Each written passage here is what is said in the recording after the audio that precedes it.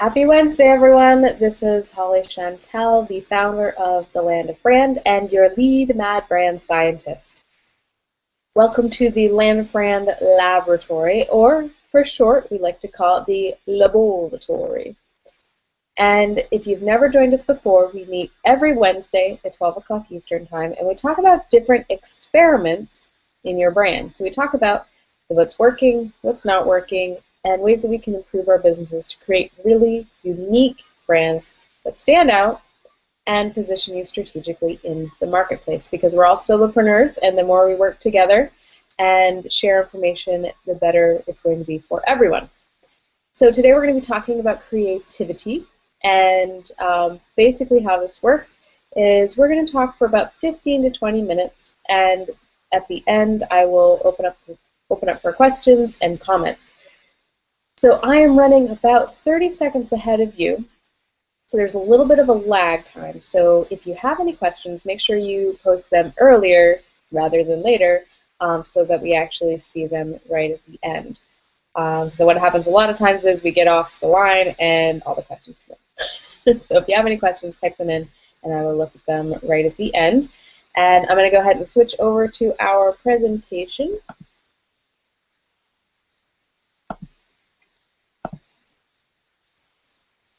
All right, and here we go. So today we're talking about the creativity conundrum, a simple way for you to be more creative and craft really unique offerings. So here's the challenge. When the recession hit, a lot of people lost their jobs, and they turned to being entrepreneurs. We started a lot of our own businesses to make up for that income. So entrepreneurship is booming. Online businesses are booming. The coaching world is booming. 15 years ago, you didn't know what a coach was. And having your own business was something that was a far-off dream. But nowadays, entrepreneurs are a dime a dozen. So the problem is, all the good ideas are taken, and we always are trying to create something new and something different, and then we find that that's already been done before. So someone else already had that idea, they already grabbed that domain name, they already named their product that.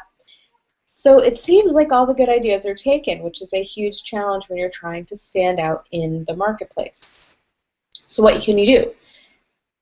Well, you can create something that is unheard of. You could create something that is completely different, that stands out, that is so cutting edge that no one else has ever heard of it, and that will make you unique. But that's not really realistic. It's really hard to create something from scratch, especially if you don't consider yourself to be a creative person. And I didn't used to think I was creative. I used to think I wasn't creative, actually. It seemed like I would come up with all of these little clever double entendres or clever ways of wording things. And for one, clever is never the same as clear. So those double entendres, I would always have to explain them to people because they wouldn't know what they meant. And they weren't memorable as I thought they were. And the other thing is that even those clever ideas were still taken. All the domains that I wanted to purchase were back-ordered. All of the programs that I wanted to create were trademarked. So it was really hard to create something that had never been done before and that was actually going to be understandable by the general public. So creating something brand new was practically impossible for me. And I'm also saying just creating something brand new in general. So something that had never been done before, or just coming up with a completely original idea, is not my forte. It's funny, people consider, people say that I'm really creative, and I do consider myself to be creative. I'm going to kind of explain how that creativity works. But for me, it's not being able to come up with an original idea. It's being able to work with an existing idea and make it completely new. So being able to add on to an idea, being able to twist something that already exists and creating something completely new. And this is a really neat key to unlocking your creativity. So depending on what kind of thinker you are, if you're not someone that comes up with completely original ideas, because not everyone is that type of creative, maybe you're this type of creative. Maybe you're this type of creative where you can take an idea and run with it and create something totally new. So the point is, you can't always think outside of the box. So you can't come up with something completely original that's so outside of the box that it hasn't been done before. For me, you need a box before you can think outside of it. So if you have a box or a idea that you like already, and then you can put your unique spin on it, your unique twist to improve it and run with some kind of idea or theme, you will end up outside of the box. And actually, Seth Godin speaks to this.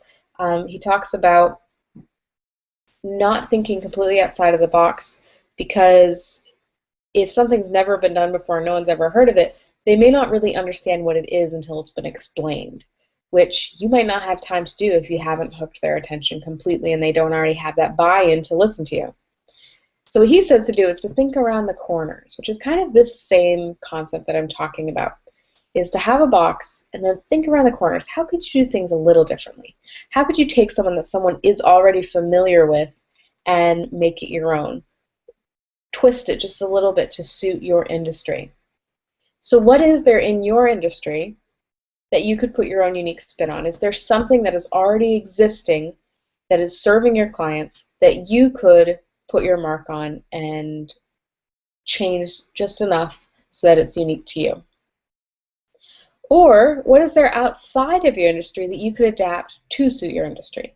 We'll talk a little bit about what that means in just a moment. And what are you interested in that you could incorporate into your business?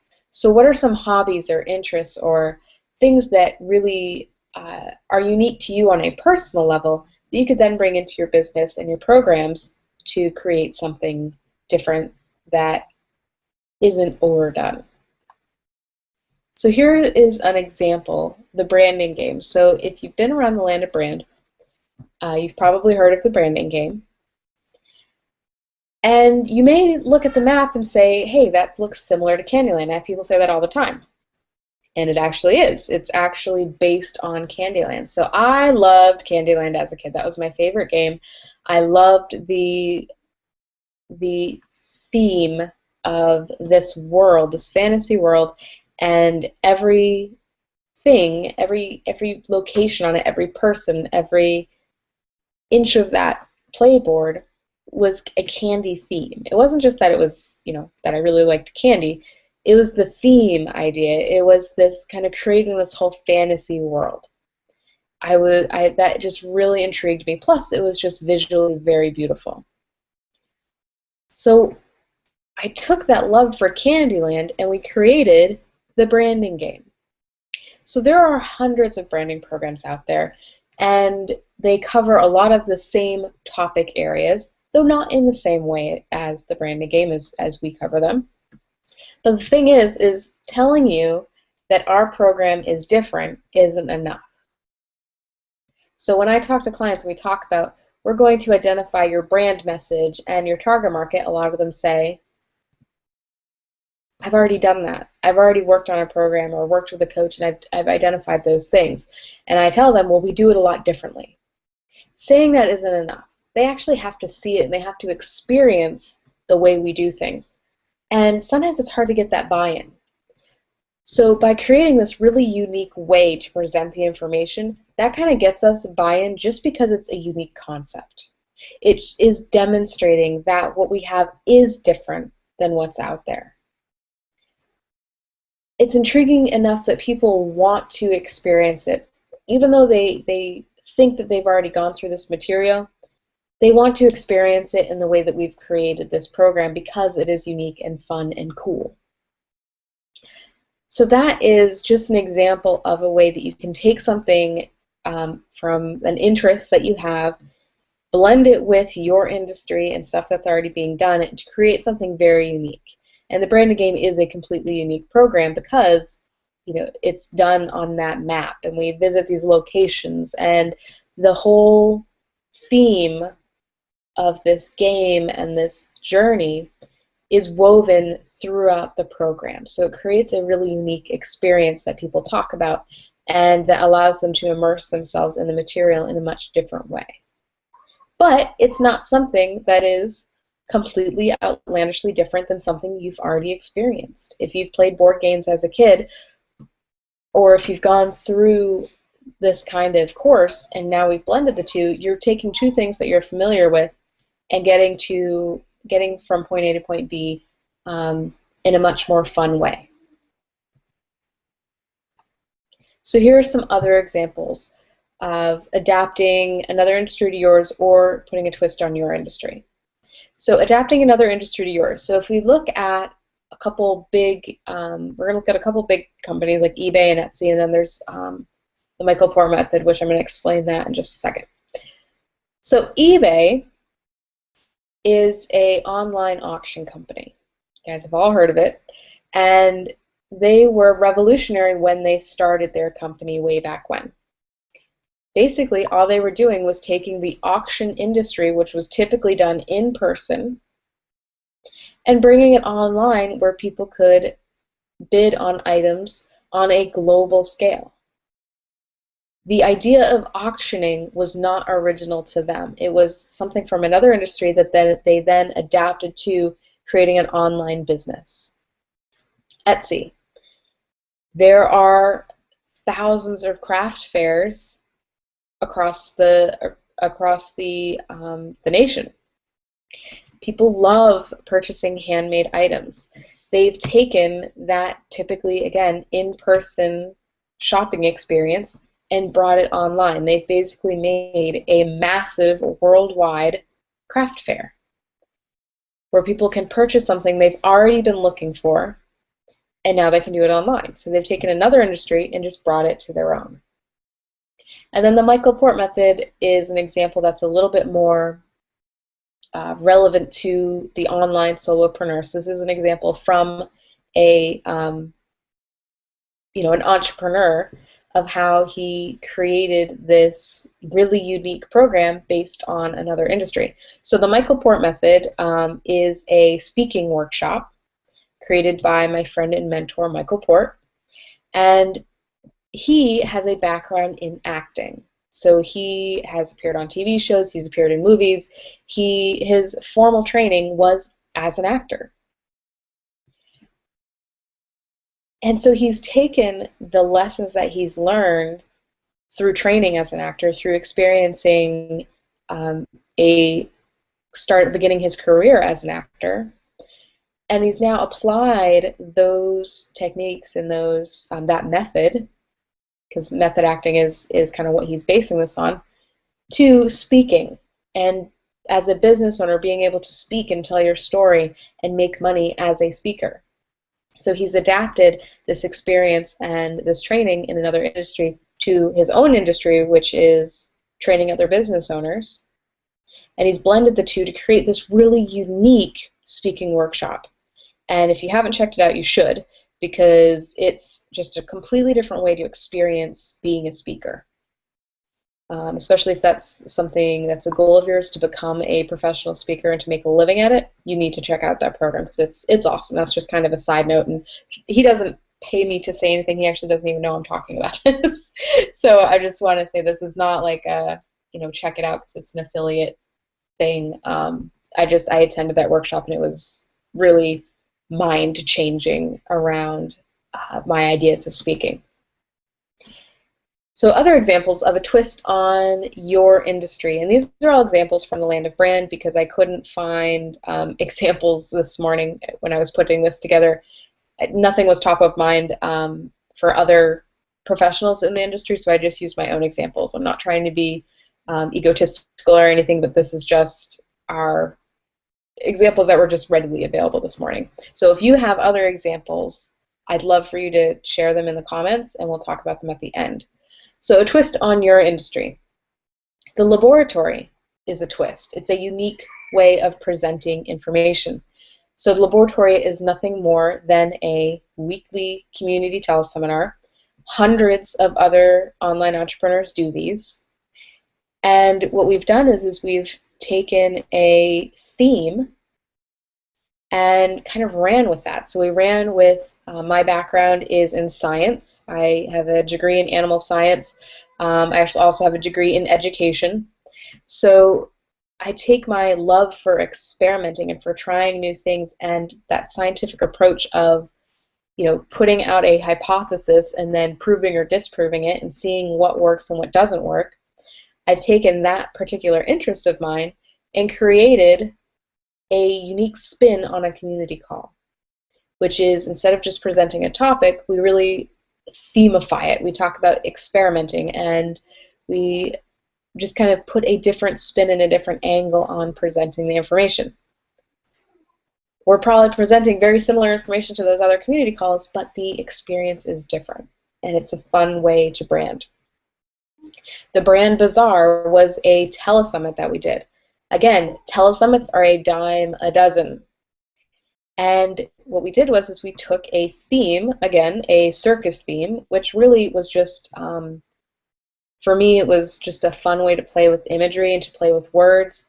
And so we took something that already existed, which is a circus, and then we took a telesummit, which already existed, and we blended them together. And again, we created a really unique experience. If you attended the Brand Bazaar, you'll know that in the intros and the outros, we were talking about each speaker was a performer, and each one had a particular act. So one was a magician, another one was a high wire act, another one was a lion tamer, a daredevil. Like, we created this really fun, different language to make the event unique and to get people talking about it as something really fun and an experience. And again, not something that's completely original. It's something that anyone could do. But you have to look at what is of interest to you, and then how can you twist that for your industry. And then the branding game, which is an example that I already gave you of taking a personal interest of Candyland and blending it with our industry of branding and creating a really unique branding course. So how do you find your twist? So all those three examples that I just gave you were based on my interests. So how do you find yours? If you look at your hobbies and your personal interests like hiking, cooking, wine tasting, karate,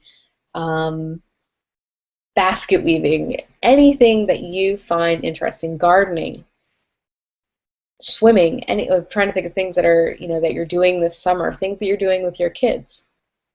What do you find interesting and why? What is it about hiking that intrigues you? How could you incorporate either hiking itself or that the feeling that it gives you, or the methodology that you're using in your business?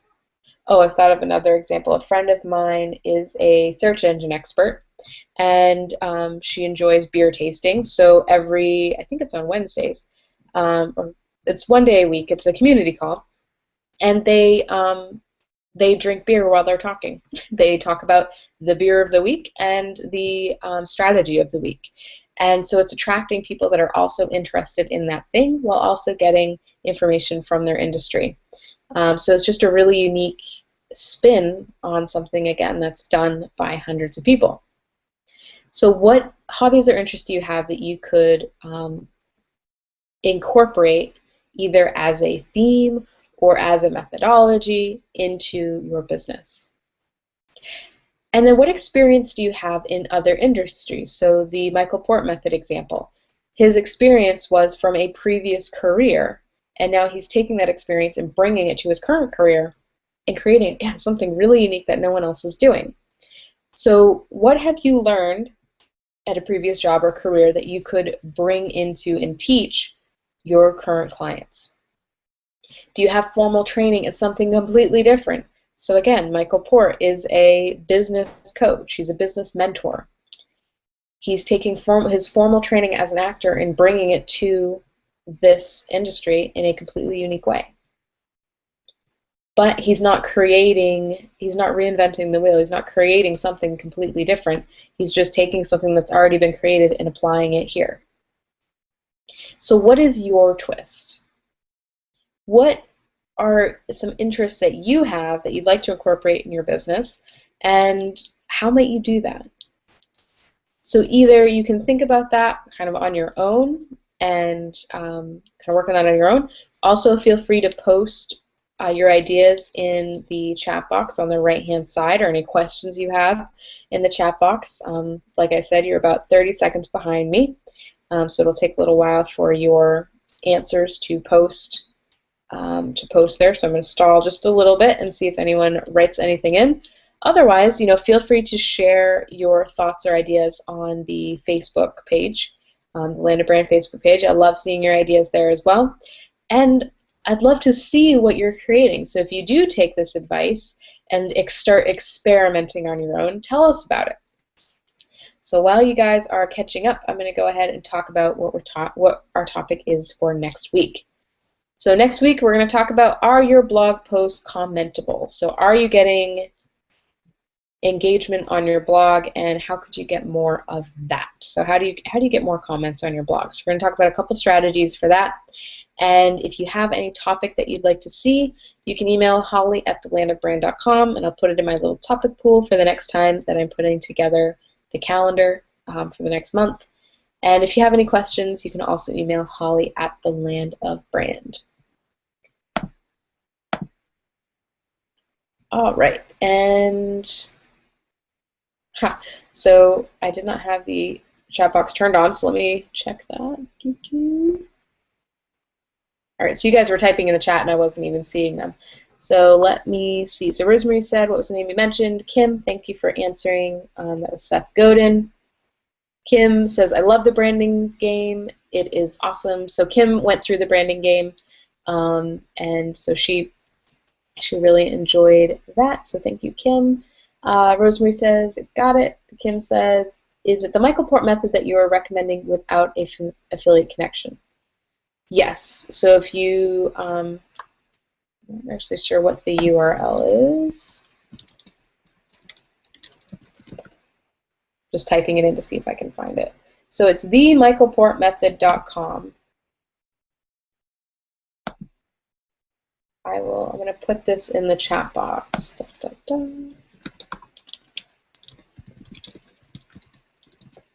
Just check this out, even just as an example of what I'm talking about. His sales page is really, it's just a really good example of a good sales page, but it's also just really a interesting way of looking at speaking. You can really see how this twist can be done. So I just put that link in the chat box if you want to check that out. Melissa says, another unique community call example is Kathy Demmer's Business Success Cafe, where she does a video of a 20-minute coffee break call with a business expert every week. She joint ventures with each of them for their offer. Yes, so Melissa, it's a fantastic example. And again, that's just a cute little spin of a cafe and a coffee break.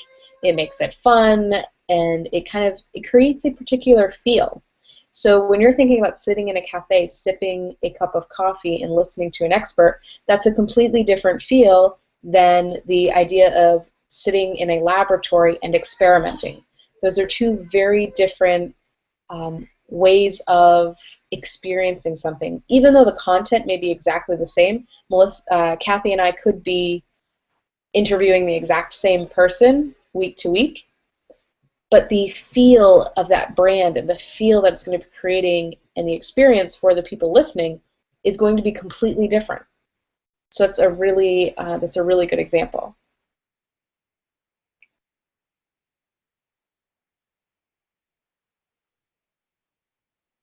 So Melissa and Kim are talking about that cafe. Great, she has a membership site for archived calls. Yes, that's brilliant. And Rosemary says, reading Michael Port's book, Book Yourself Solid, gave me some breakthrough ideas. Yes, Michael Port is fantastic. So that's his book is Book Yourself Solid. So definitely check that out as well. Rosemary says, this is my first session, has been really insightful. Thank you. So thank you, Rosemary, and welcome to the LOBoratory. I'm glad to see some new Mad Brand scientists. And oh, and I forgot, I was going to make a little announcement today. We actually have broken 2,000 Mad Brand scientists this week. So I think there's 2016 of you. So welcome all of the new Mad Brand scientists. I hope that you'll join us every week. And again, if you have any topics that you'd like to see to help you build your brand, your website, and your programs, then email Holly at thelandofbrand.com and I'll make sure that they get on the calendar. So I'm not seeing any more questions come in. I'm going to go ahead and close out the broadcast, but I'll stay on the chat for just a couple minutes. If you have any follow-up questions, I'll type in the answers. So I hope you all have a fantastic week, a fantastic 4th of July, and I will see you next week, 12 o'clock Eastern on Wednesday, and we'll talk about getting more interaction on your blog. Bye, everyone.